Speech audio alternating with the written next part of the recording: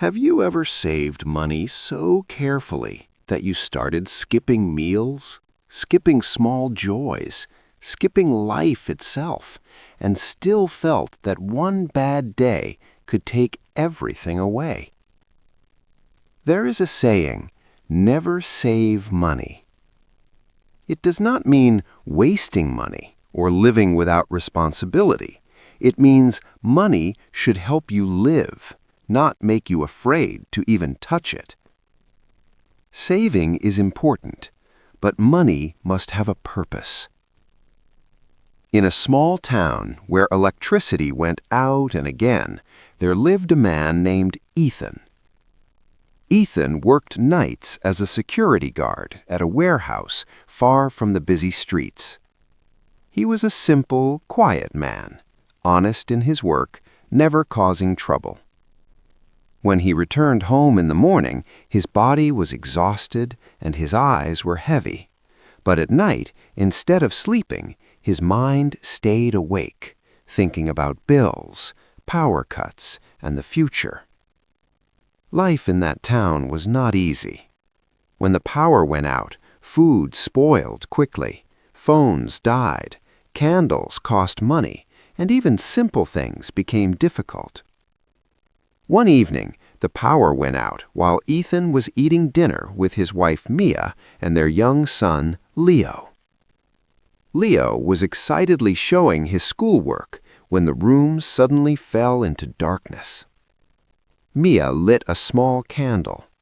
She did not complain, she simply sighed, not angry, just tired.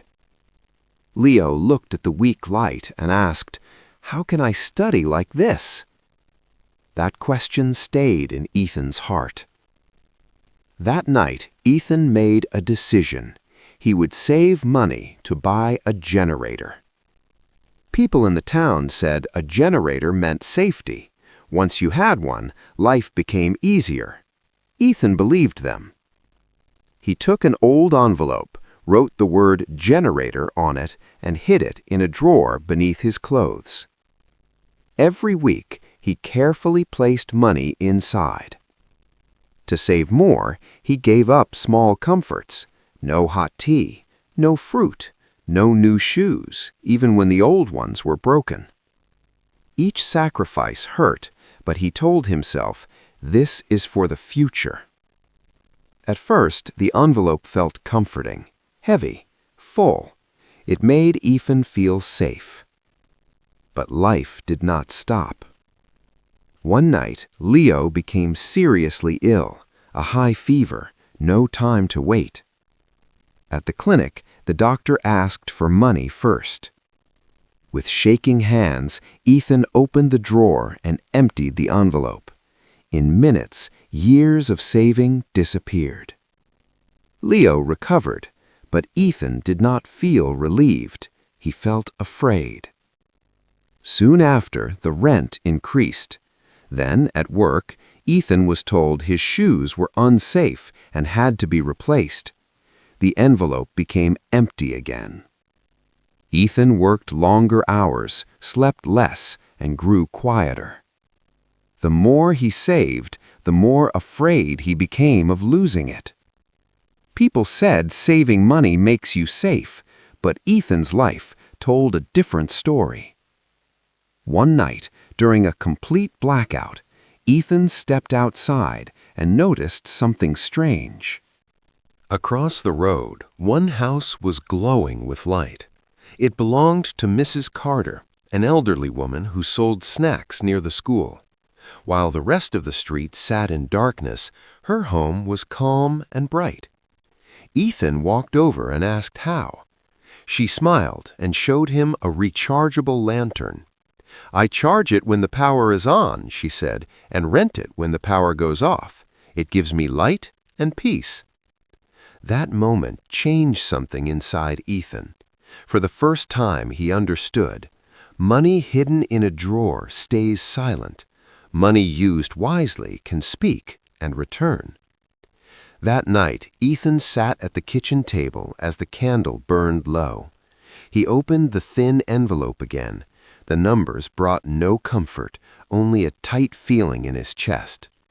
When Mia asked if he was still saving for the generator, Ethan shook his head, not with confidence, but with honesty. "I don't want to save just to feel safe anymore," he said quietly.